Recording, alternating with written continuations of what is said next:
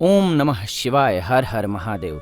मित्रों, अगर आप जीवन में परेशानियों से घिरे हुए हैं, पैसे रुपए की दिक्कत है, तो जिस पौधे के बारे में आज हम चर्चा करने वाले हैं, इस वीडियो में आपको बताने वाले हैं अपामार्ग का पौधा। इस पौधे की जड़ में माँ गंगा और इसकी पत्तियों में, जड़ों में, तनों में ब्रह्मा, विष्णु, महेश, इन तीनों देवताओं यानी कि पूरी सृष्टि का वास माना जाता है।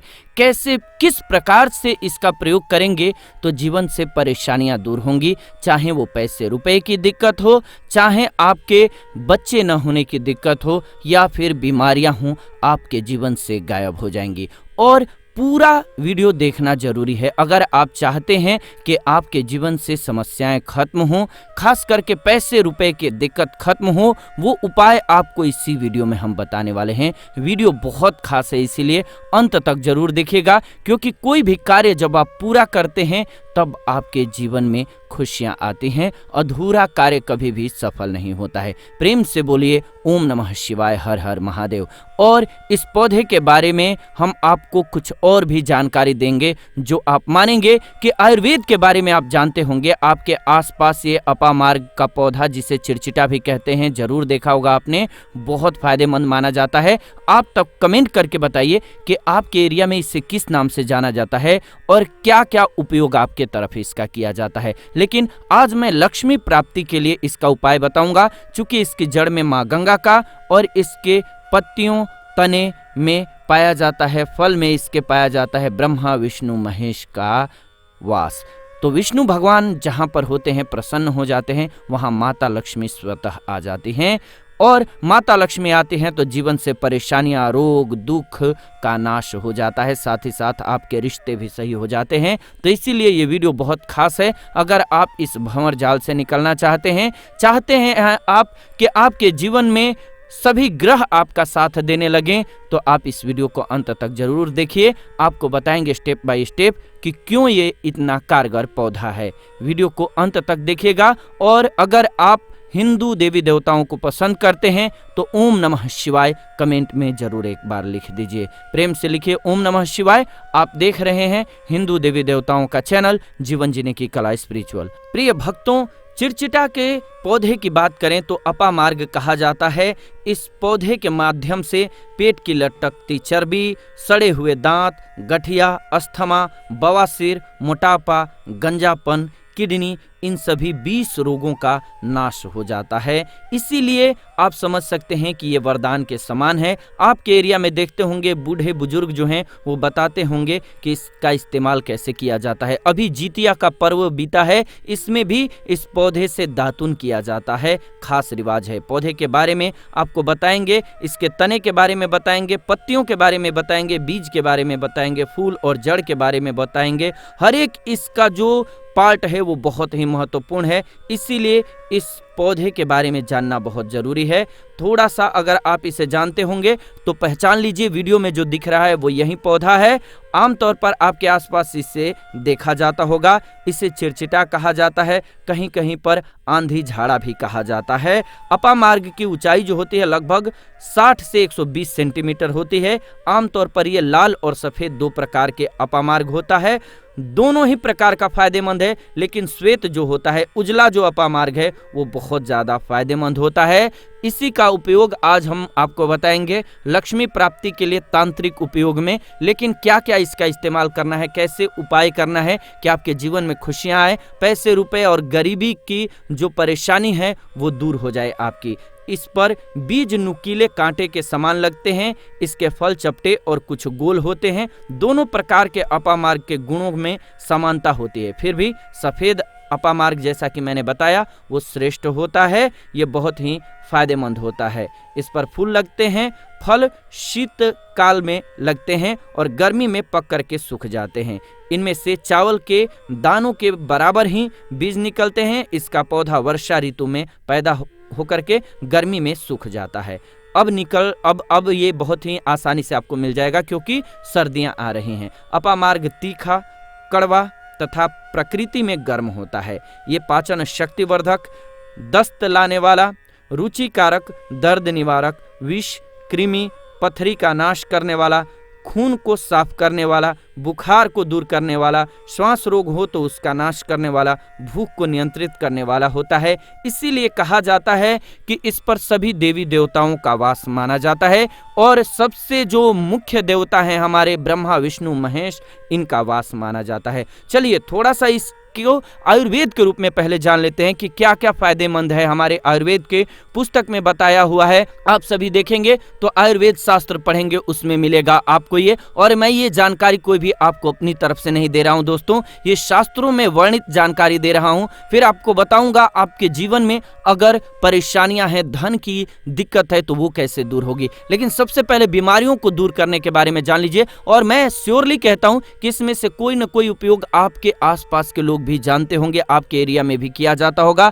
आपके जो बूढ़े बुजुर्ग होंगे वो जानते होंगे इस पौधे का उपयोग कैसे किया जाता है। सबसे पहले तो एक आम रोग है गठिया का रोग, जो घुटने में जोड़ों में दर्द होता है, वो उसको दूर करने के लिए आप इसके पत्तियों को पीस करके गर्म करके गठिया में बांध दीजिए, दर्द और सूजन इससे दूर हो जाएगी।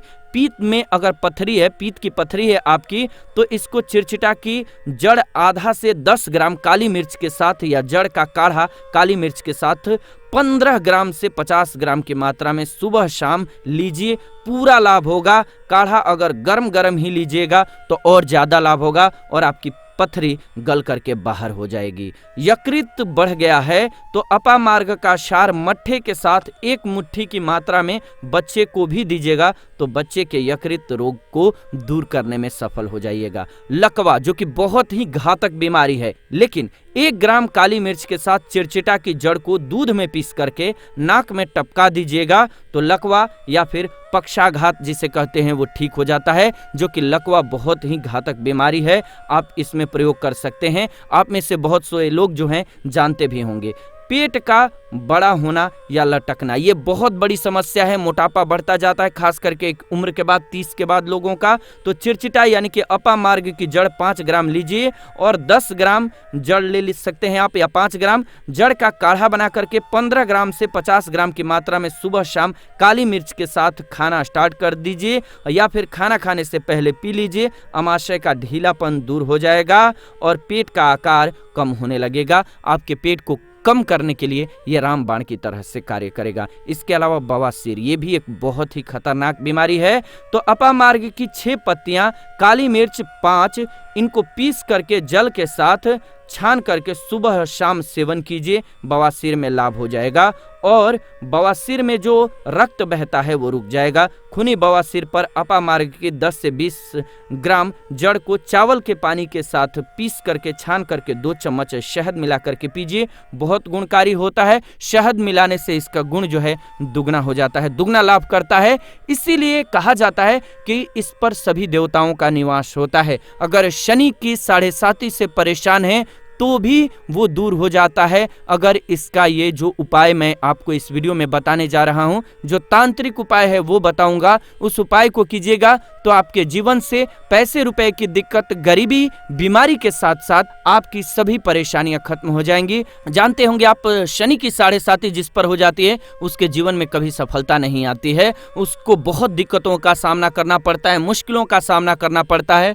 तो ये शनि की 7.5 को भी मिटा देता है, क्योंकि इस पर ब्रह्मा विष्णु महेश का फल पाया जाता है और निवास पाया जाता है। इसीलिए ये बहुत ही पावरफुल पौधा है। कहा जाता है कि अमृत मंथन के बाद जब देवता लोग लेकर के चल रहा था, देवता और दानवों में युद्ध, उस समय पर जो अमृत की कुछ बूंदे धरती पर गिनी, वो बूंदे इसी पौधे पर गिरी। इसीलिए ये अमृत के समान फायदा है इसका। इसीलिए ये हमारे मोटापे जैसी बीमारी को भी दूर कर पाता है। अधिक भोजन करने के कारण जिनका पेट बढ़ रहा हो, उन्हें भूख कम करने के लिए अपामार्ग के बीजों को चावल के समान भात या खीर बना करके नियमित रूप से सेवन करना चाहिए। इसके प्रयोग से शरीर की चर्बी धीरे धीरे घटने लगेगी, कमजोरी है तो वो दूर हो जाएगी। अपामार्ग के बीजों को भून करके इसमें बराबर मात्रा में मिश्री मिला करके पीस लीजिए। 1 कप दूध के साथ 2 चम्मच की मात्रा में सुबह शाम नियमित रूप से सेवन कीजिए। शरीर में पुष्टता आएगी।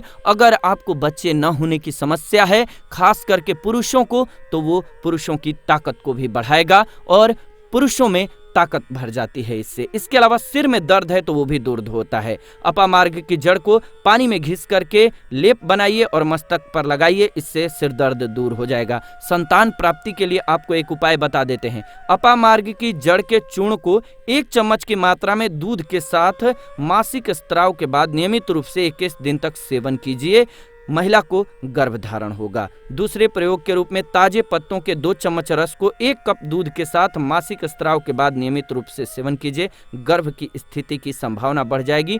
पुरुष को भी इसका सेवन करना चाहिए, उनके अगर शुक्राणुओं की संख्या कम है तो वो अच्छी हो जाती है। बहुत ही पावरफुल ये पौधा है, मलेरिया में भी बहुत कामयाब है। अपामार्ग के पत्ते और काली मिर्च बराबर की मात्रा में पीस करके फिर इसमें थोड़ा सा गुड़ मिला करके मटर के दानों के बराबर की गोलियां तैयार कर लीजिए। जब मलेरिया फैल रहा हो उन दिनों में 1-1 गोली सुबह शाम भोजन के बाद नियमित रूप से सेवन कीजिए, इससे ज्वर का शरीर पर आक्रमण नहीं होगा। इन गोलियों का 2-4 दिन सेवन पर्याप्त होता है, आपको मलेरिया नहीं होने देगा। इसके अलावा बहुत बड़ी समस्या है आज के लोगों की गंजापन यानी कि बालों का झड़ना।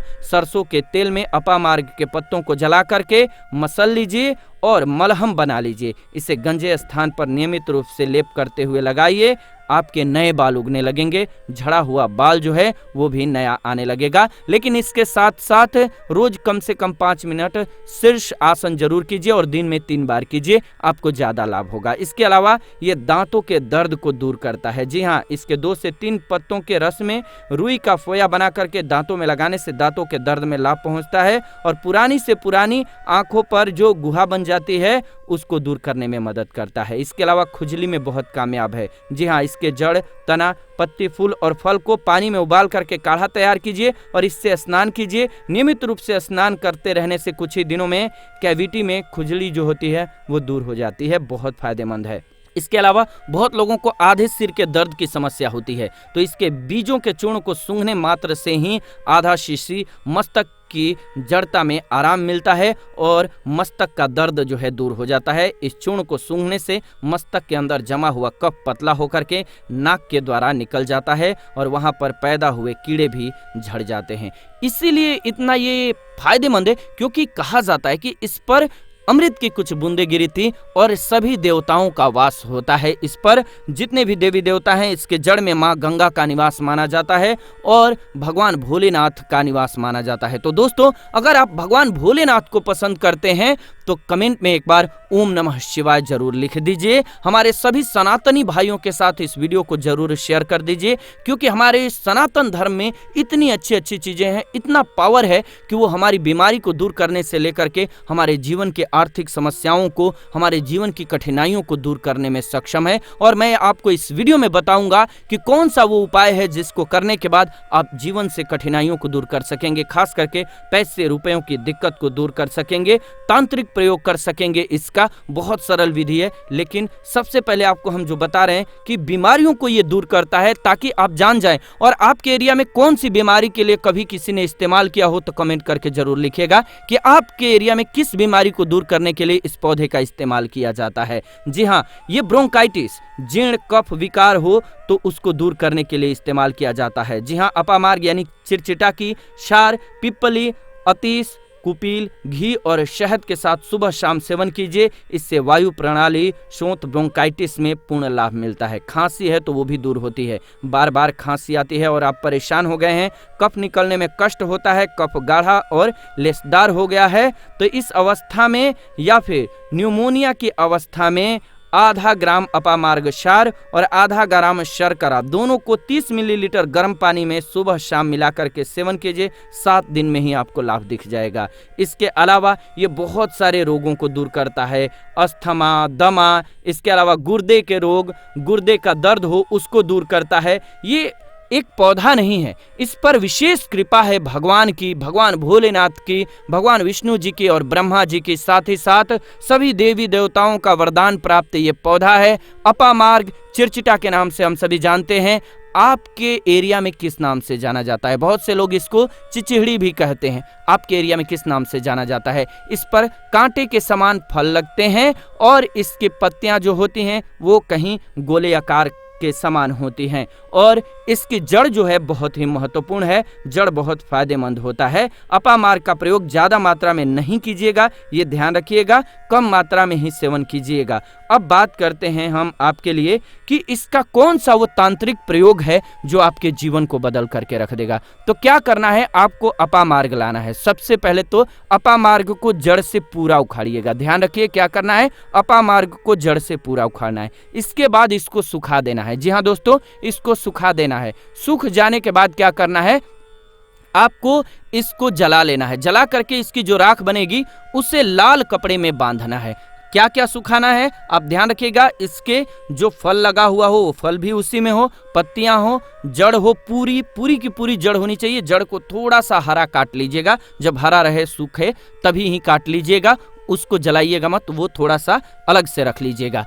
इसके बाद इसको पूरा जला दीजिएगा। जलाने के बाद उस राख को क्या करना है, आपको लाल कपड़े में बांध लेना है और उसमें एक जो कौड़ी होती है, जो माता लक्ष्मी के लिए कौड़ी बहुत ही शुभ मानी जाती है, उसको रख दीजिएगा। अब इस लाल कपड़े में आपको गांठ बांध देनी है और इसको ले जा करके एक लोटे में भरना है। अगर तांबे का छोटा लोटा है तो अच्छी बात है, नहीं तो मिट्टी के लोटे में आप इसको भर दीजिएगा और उसको लाल कपड़े से ढक दीजिएगा। लाल कपड़े से ही बांधिएगा, इस बात का विशेष रूप से ध्यान रखिएगा।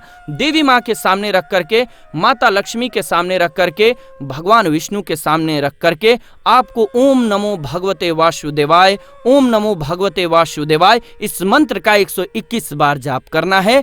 ओम नमो भगवते वासुदेवाय बोलिएगा, लक्ष्मी माता को प्रणाम कीजिएगा, मन से आत्मा से प्रणाम कीजिएगा। सभी देवी देवताओं को, जिस भी देवी देवता को आप प्रणाम करना चाहते हैं उनको कीजिएगा और कमेंट में उस देवी देवता का विशेष कृपा पाना चाहते हैं तो नाम लिख दीजिए।